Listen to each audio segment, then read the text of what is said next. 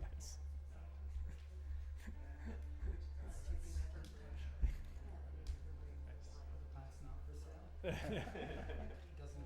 That's what, yeah, that's today only. Yeah, today only. Okay, I mean, we're ready to go whenever you want. Okay, let's do it. Yeah. Do you have sound coming from the mixer? Do I have sound coming from the mixer? Let's see. I do. Probably crank it a little bit.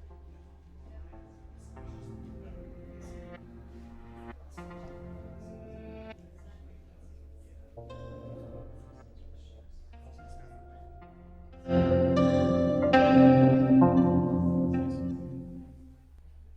Cool. Okay. Thanks everyone for coming, and thanks for Turner for joining us and showing us this cool new Pocket Scion. So, take it away. Thanks, David. Yeah, make some noise for David for hosting this. This is the day off at Nightlife, and the staff came in to host this, and it's really exciting because I think as far as I think at the moment you're the only stockist in Canada. Yeah, I think so. And David is one of the first real believers in the device. I've been like pitching him ideas on like dance floors and behind the desk here for a couple of years now, I think. Ever since my use of this original Scion. Do all of you know the device that this is based on? Some people might be wondering, like, why is this called the Pocket Scion? Because there's actually an original device by Instruo called the Scion. And I use this and still do extensively to perform with and make videos with. And when I started pitching David on this idea, I was like, do you think like there would be a use case for like a smaller version that anyone could use? He's like, absolutely, because people come into the store and they're like, I want to, make plant music, and the only option really, with a few exceptions, has been to make a modular kit. Like that looks like that, and that's just simply not for everyone. And so this has been a long time coming. I've gone in a lot of different directions with different folks. Sam Cusimano, who was the creator of the original MIDI Sprout device on which PlantWave was based, and then basically every other sort of plant music device. And I worked on all sorts of different projects over the last couple of years, but it was a meeting with the guys at Instruo back in 2024 in Berlin at Super Booth, where I was like, guys, can we do something? And they were down. And so they whipped up a prototype of the Pocket Scion a couple months later, and we're like, what do you think of this? And we went back and forth for a few months, and then found some, I wanted something super small and affordable. That was the main thing, because I think that this is it's a very sweet way of relating to nature and kind of tapping into wonder of the natural world. And there's no need to gatekeep it, I think. And there's also some biologically sound, peer-reviewed scientific journals supporting the use of just this very simple circuit in terms of capturing something interesting about biology. So it didn't make sense to me to turn it into like a mysterious, hippie device, that just makes music for yoga. I think it should be usable by anyone, and it should be affordable, and it should be portable. And so I really wanted there to be like speakers on it, so you could just like literally tap in. But there were some, constraints. I don't know if you noticed, but the on and off switch is also like really small. And this is literally just two PCB boards, so they're just like circuit boards that are kind of glued together. So it's a very basic form. But I've been testing it out for almost a year now, and it's surprisingly resilient. I've used it in rainforests and in the winter, and in like 100% humidity in India, and it still works pretty good. And you saw somebody drop one on the ground, and it didn't break. So there you go, still works. So I'll do my little intro to exactly maybe what's happening here. The Pocket Scion is using little changes in bioelectricity. So bioelectricity is just the sort of sum total of electrical activity in a living organism or a recently cut organism. So as the circuit in here, so there's a little 555 chip, which is a really like sort of classic circuit or classic, IC, which is right there at the top. And what's happening is a small like microamp current is being sent between these two. Maybe I'll transfer over to the raw signal for this just to show you sort of what's happening. Okay, so this is going to be a little bit louder than we want, but what's happening is when I connect this circuit, when the circuit is connected through me, so I'm going to turn this on for a second.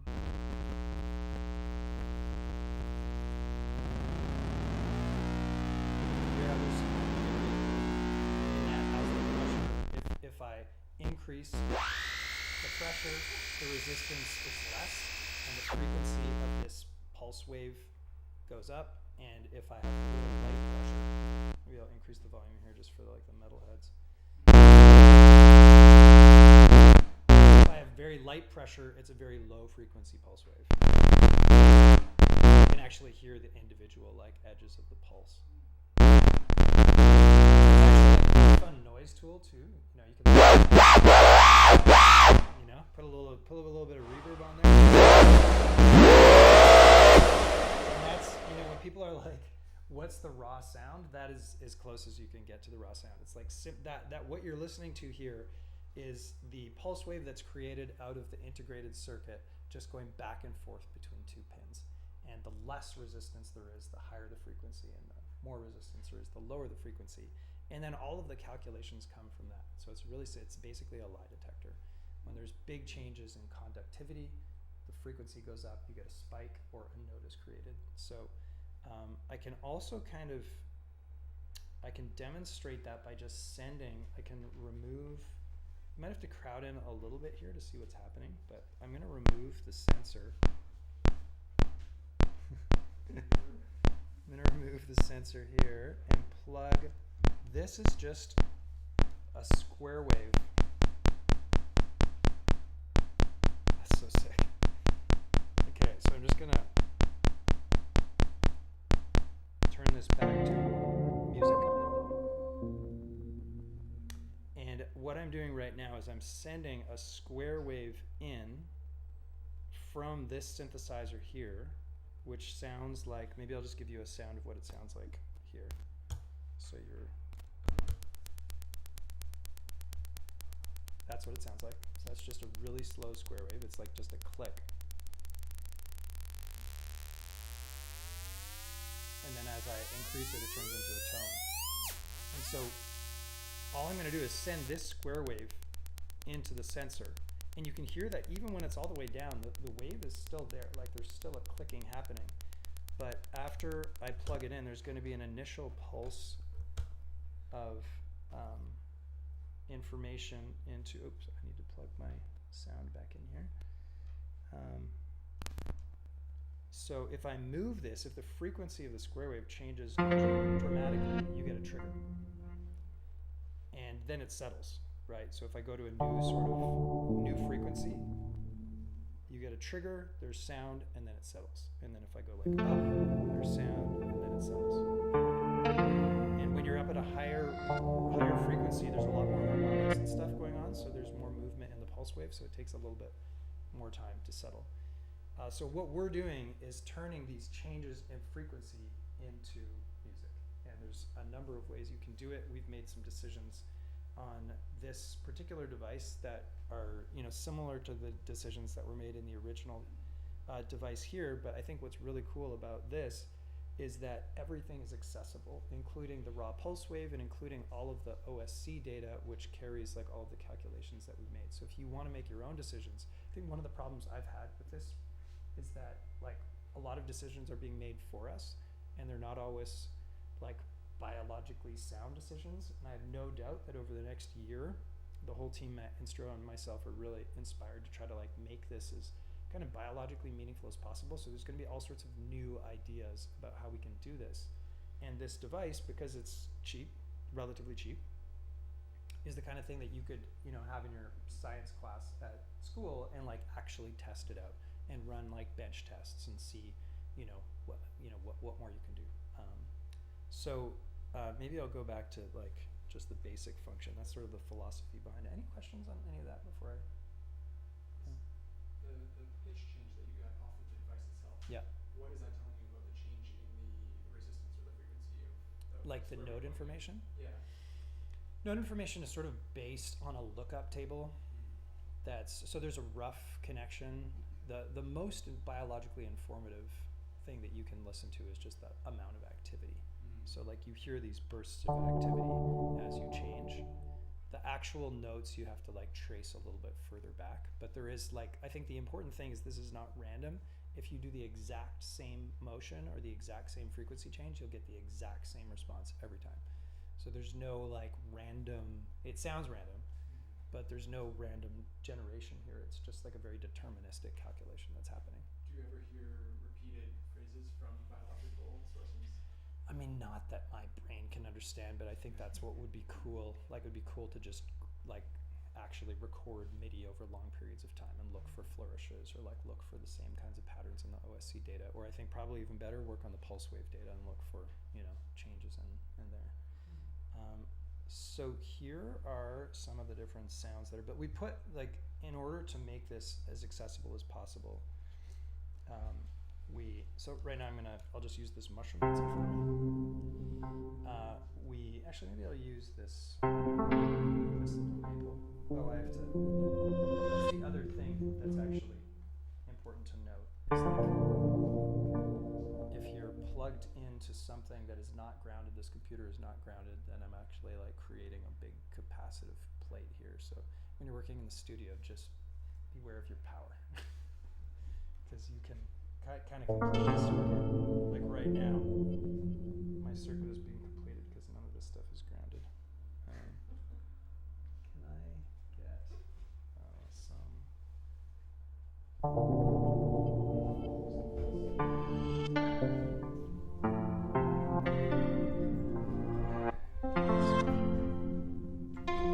So we'll use this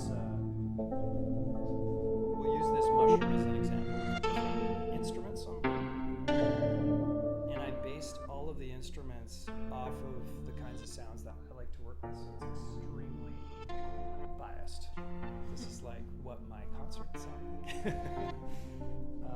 And if you don't like those sounds, I'm going to show you how you can easily use MIDI and USB stuff to change your sounds. And I'm also, right now, you can see that I'm plugged into the app. So there is, right now we're on this particular setting called Treebeard's Koto. And if I want to change my notes, I'll turn up this a bit. This is basically like a keyboard up here, so I'm not sure if you can see it, but these are the black notes and these are these are the white notes and these are the black notes. So I could change this to like a C minor key.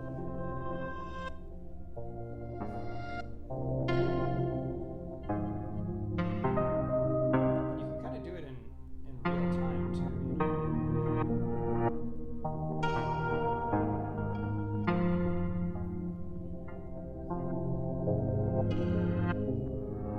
And we can change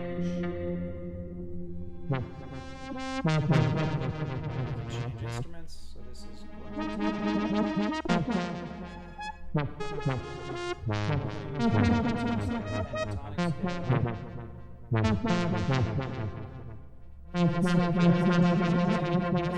the scale. There's some this is sort of clicking on and off this little icon.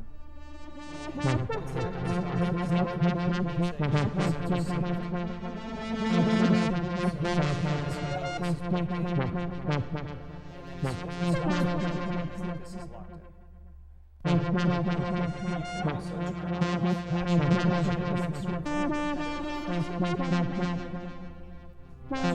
makes it a little bit more like I would say. And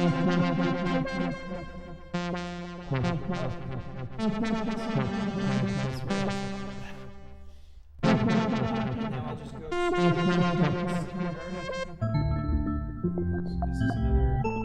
setting, and maybe for the secret garden what I'll show you is how these, so there's 5 voices that are being created on the device, and the way that works is every time there's a spike in activity, a note is triggered, and if there's another spike that comes along before that note is finished, it will move to voice 2, and then it will stack to voice 3, and voice 4, and voice 5. So you have this like constantly sort of filling series of buckets.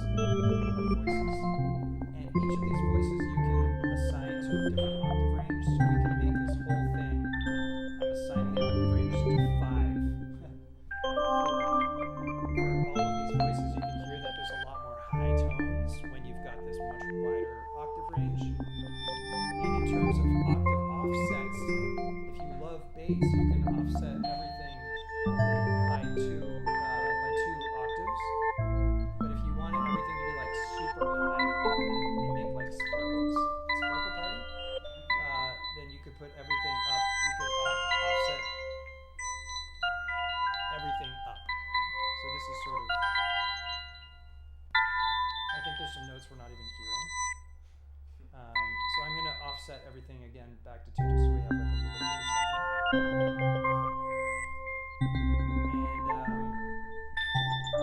And the final sound is this soil circuits, which is kind of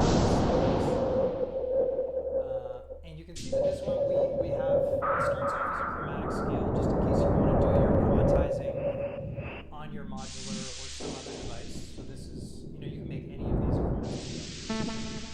But this one is chromatic as a default. And then the other things that are sort of adjustable right away, and you'll have a chance to play with this, so there's some sensitivity buttons. So as I go down in sensitivity, maybe I'll go back to like a tone so it's a little bit easier to hear. As I go down in sensitivity, the mushroom is no longer triggering it. I'll go up to sensitivity 1. Mushroom is not triggering it. Sensitivity 2 is sort of gets it working sort of, and then sensitivity 3. So I'm just scrolling up on the sensitivity knob. And now this is sensitivity maxed. So this is like smaller spikes are gonna trigger something with the sensitivity maxed. And then if you hit shift on the devices and go up and down, you're adjusting how many voices we're hearing.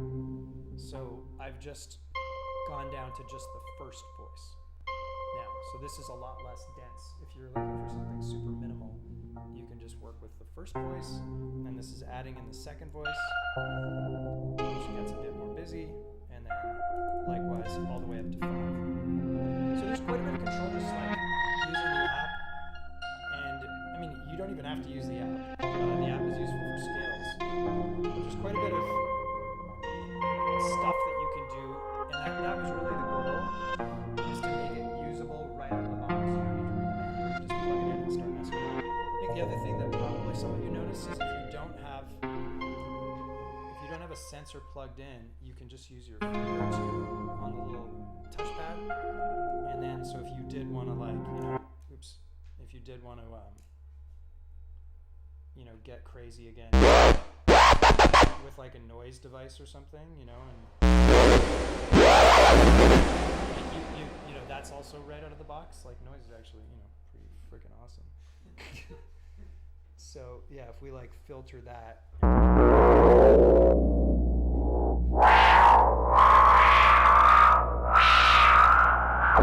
So that's like a, sort of biofeedback way of using noise, where you're getting the kind of raw signal again. You're not getting any of my nice sounding chimes and bells and stuff.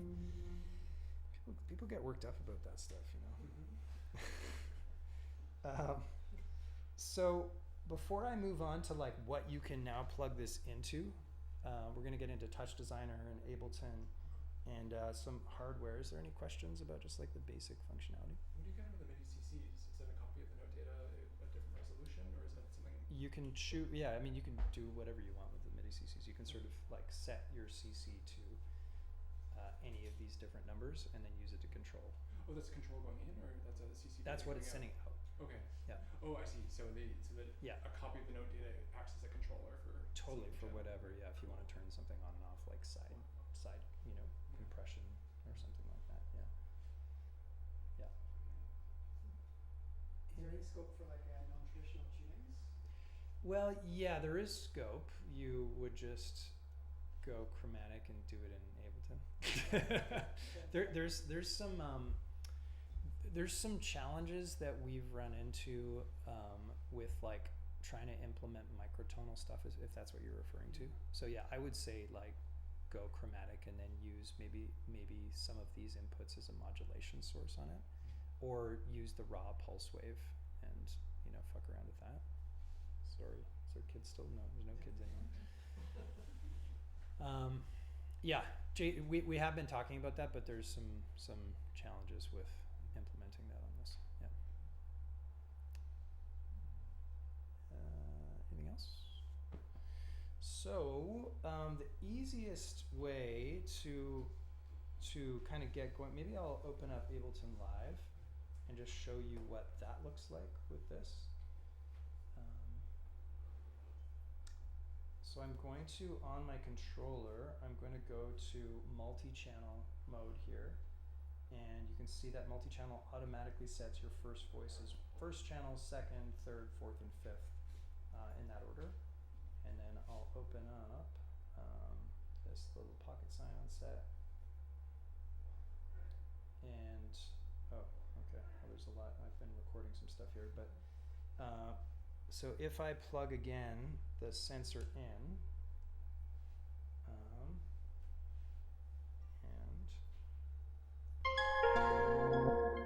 oh, I guess I have to send some sound out. I guess you're only hearing this out of my laptop right now because we didn't sort out sound for this, but that's fine. So if I just mute, so right now I've got voice 1. Is that okay, David? Yeah, I was gonna maybe grab the cable. The only thing is my headphone out doesn't work here. Oh, okay. So Never mind. we're doing this old fashioned. So right now I'm sending channel 1, voice 1 to this instrument, voice 2 to this instrument, voice 3 to this instrument, which is not being triggered at the moment.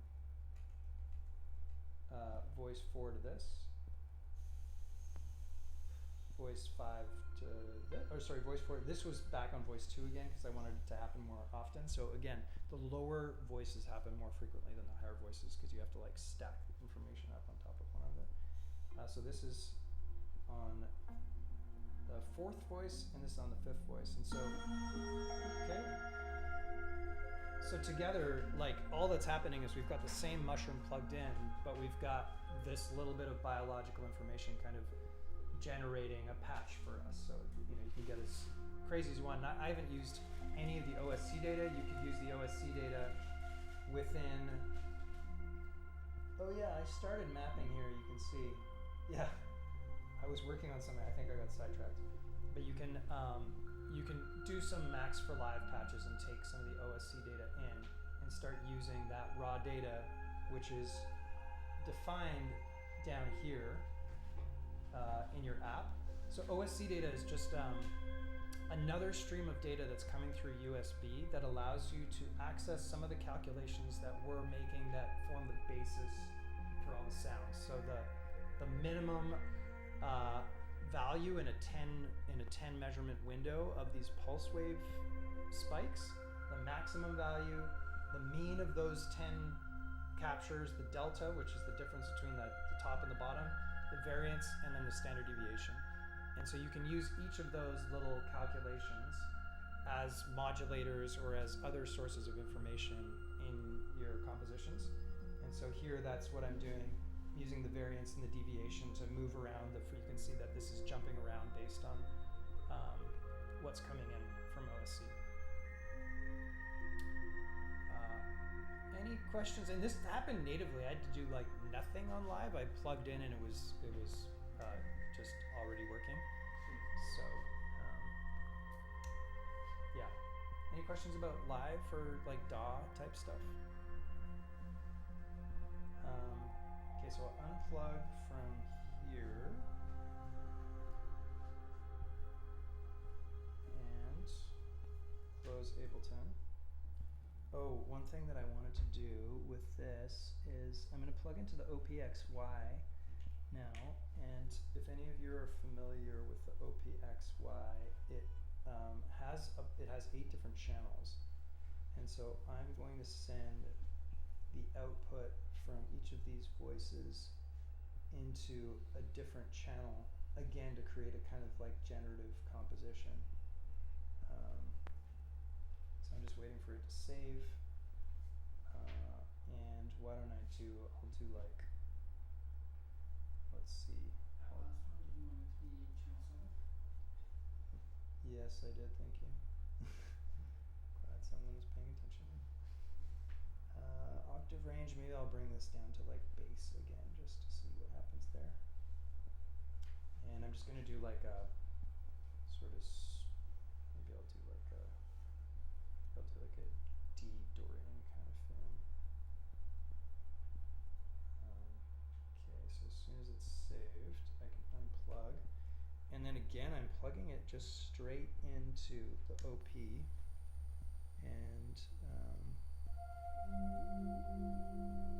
And I don't know if you want to, you can sort of come closer as I bring up the channels. So voice 1 I've routed to channel 3 here. And I'll just bring these up. And these are all just different patches that are being run from this through feedback. So I didn't do any setup on the OP. It's just automatically routing channel 3 to the third synth. So if you're not familiar with the OP, it's like each of these lanes is a different synthesizer. And so on channel 3, I've got this synth, channel 4, this synth, 5, 6, 7, 8. And now I have control over each of these sounds that are being routed in through the 5 voices. Oops.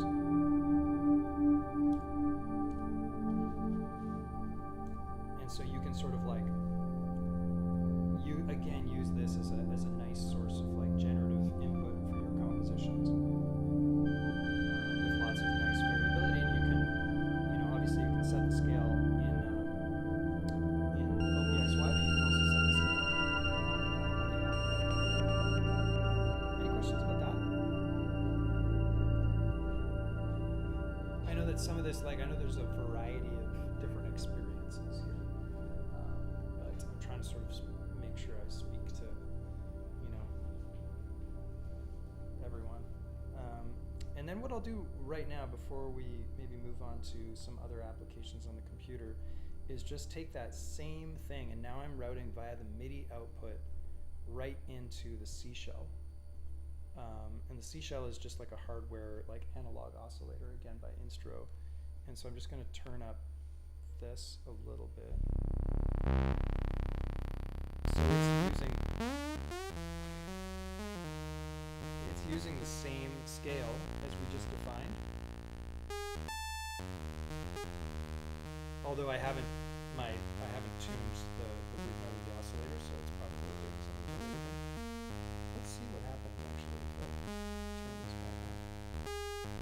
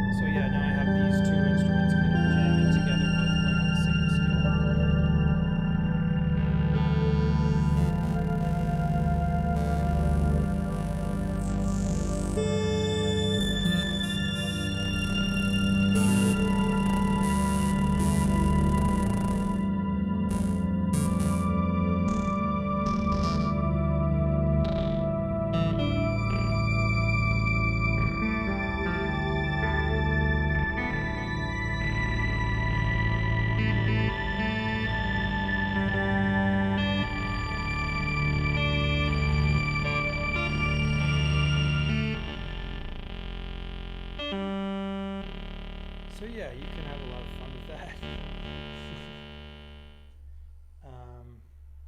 Any questions about any of that stuff? How do you speak to that via MIDI? Yeah, well, so the Pocket Scion was speaking to the C shell via MIDI, Okay. and then USB MIDI into here. I've actually never done that before, but it's kind of a cool effect. Yeah, and the other thing that we could probably do with that, once we've got all of this going, is we could probably bring in the original.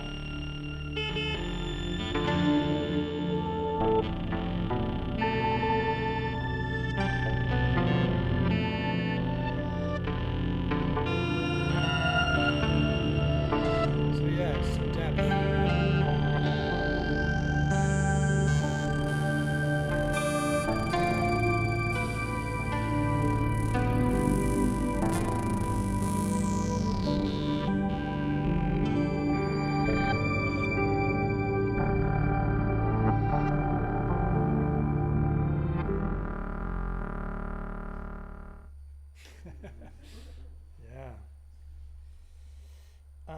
Okay, so we'll just take like a couple more minutes of your time, and then we can start jamming and answering questions. And if you haven't had a chance to actually play with it, you can. I'll just show you how we'll route this same information into a touch designer patch. And this patch is actually available on the Pocket Scion website just for free. And if I can get Jupyter Lab working, I'll do that too. So where are we? Scion. Oh, I already moved it onto my desktop. Here, let's see if this works. So Touch Designer, for the I barely know, I'm such a noob with Touch Designer, but it's a great way of using of creating visuals. So if you're doing like immersive art projects or something, and so maybe I'll turn this on again right now. So I'm just gonna unplug, and then you can see, so there's a bit of a patch happening right now that's just moving, and as I connect it with my fingers, you'll see things move, right? Like, so there's this like biofeedback that's happening. We can do it with the mushroom as well.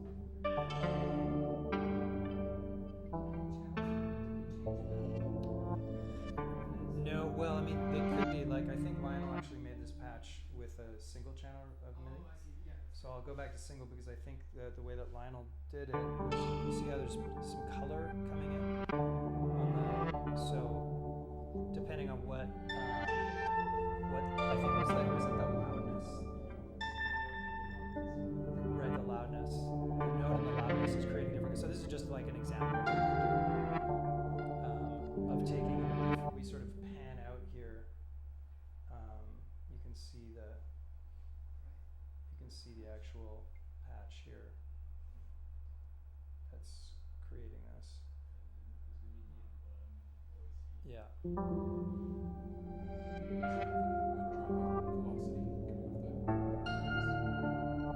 The velocity, the loudness, yeah, not velocity, like amplitude. Yeah.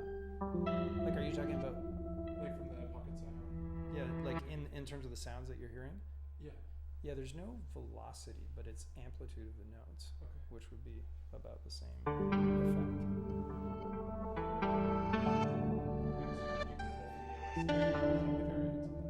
Yeah, yeah, and right here, the OSC is actually what's doing most of the, like the top part here, the OSC is doing all of most of the heavy lifting, and then the MIDI data is doing the colors, which we were looking at before. So that's one example, like super basic example of how you can use this to make, something more immersive. And all of this is just with one. I've started experimenting with like 3 and 5 of them at the same time, and that's really fun. And let me try to close this down and just open up Jupyter Labs real quick and see if I can get that working. It's a bit of, sometimes I manage to get it working. Well, Touch Designer is free, from what I understand, is that correct?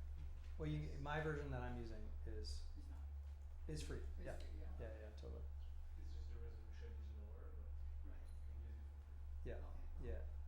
And it has a sort of, it has a,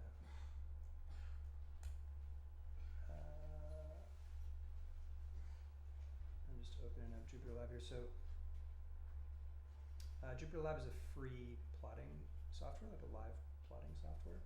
So this is like, my dream of like, oh, maybe we could have, maybe we could use this for science projects too.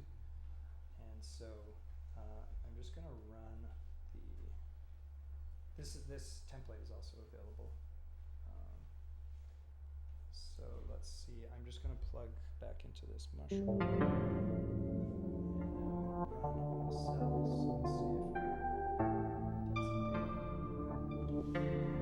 so you can see here that we're plotting the resistance that calculated into megahertz in time. And so if I lift up one of these probes, you can see that there's going to be a, it's actually going to stop plotting. But then if I do if I use myself, a spike,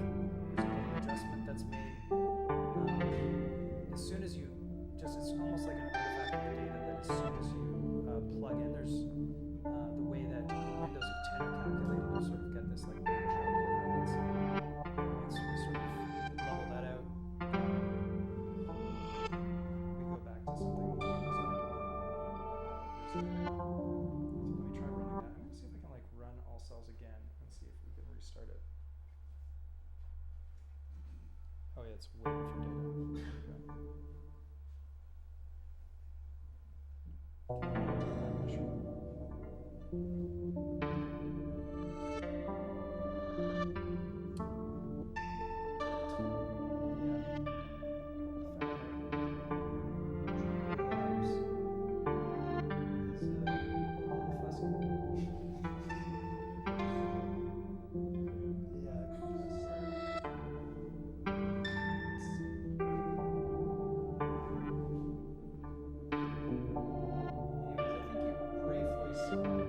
There we go. What I was trying to show you. I think I might have to reload it. But yeah, I think the idea was that basically this doesn't have to be just limited to messing around the studio. There's actually some other utility. And one of the really nice things about working with Instruo is that we have like a very active Discord situation, and we're all actively learning and getting feedback from the community. And there's also, we have like a sort of private Discord where we're throwing ideas back and forth and scientific papers back and forth about like bioimpedance and whatnot and how to best calculate it. But I have a feeling that over the next, 2 years or so, this is just going to keep on getting like cooler and cooler. And we're very much considering it kind of like community project, and that's why it is so cheap. And why we're so passionate about it. Like the ultimate goal is to have a cloud server where you could be like uploading your data to, and then you could do like meta-analyses on bioelectricity and different organisms and stuff. Yeah, so that's the goal. Yeah. Any questions, guys?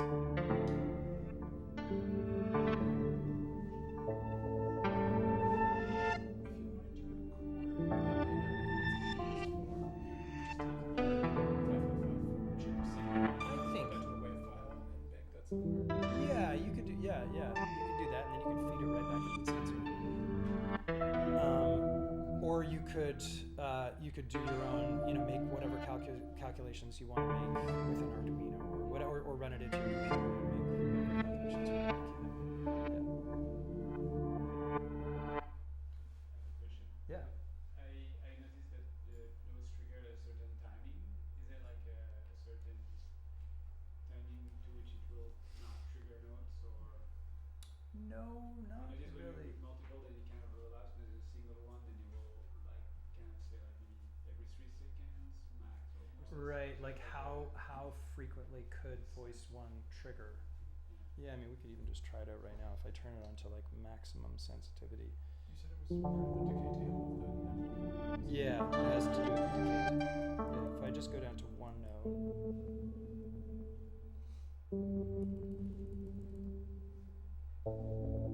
So this is max sensitivity. So yeah, I guess like if we had like, let's go to MIDI for a second here and just see what changes there.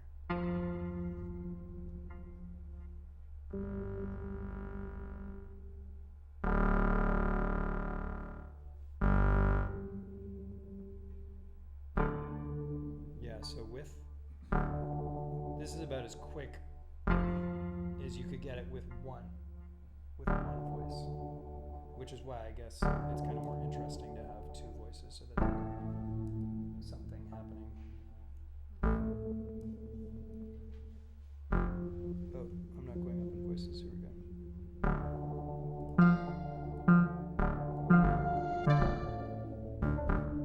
Yeah, so then you get sort of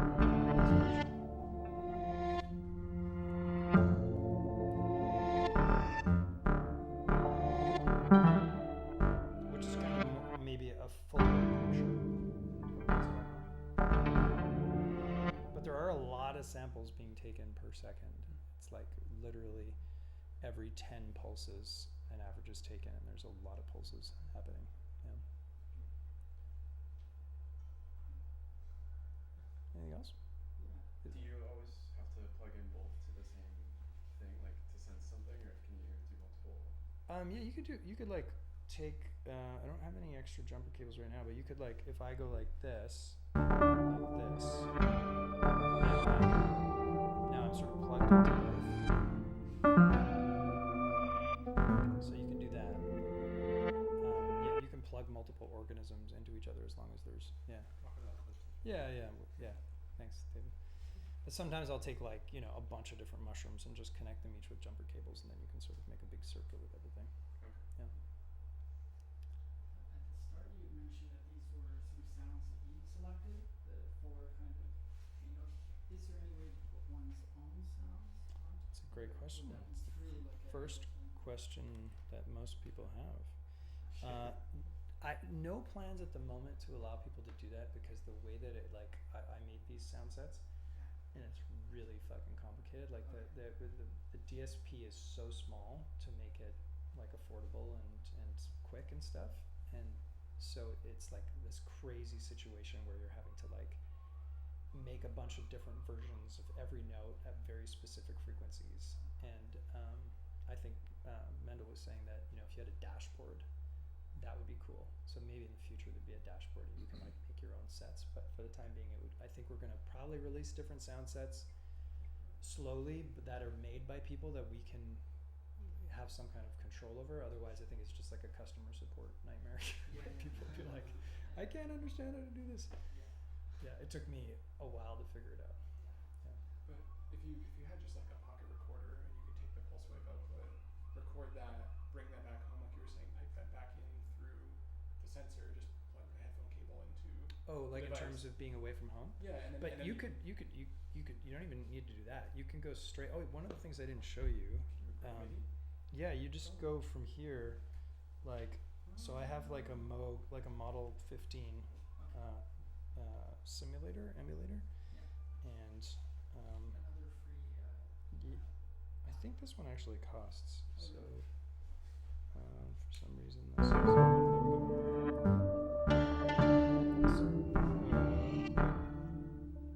Stop. Sorry.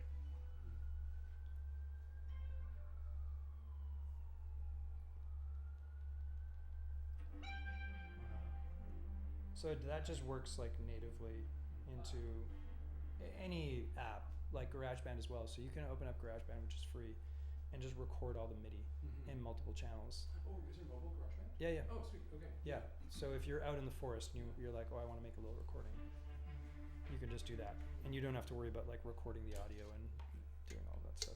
Yeah, that's a good point. Yeah. Okay. Yeah, maybe it's playtime. Huh? Sure, let's Yeah. do it. Any other things before we turn the lights on? All right. Thanks for coming out, guys. Also, this isn't really. So this is the first product demo I've ever done, and this is definitely not a Tupperware party. But I can tell you that we are now sold out, and it's going to take us another month to finish the next batch. So if you've been thinking about it, this is probably your moment, because they're going to go away quickly. We've got lots of stock. Yeah, there you go. No one wants to buy one. Yeah. Thank you very much. Nightlife had the most stock of any distributor in the world, any dealer in the world. So much confidence. Yeah. Cool. Okay, thanks everyone. Thank you. Yeah.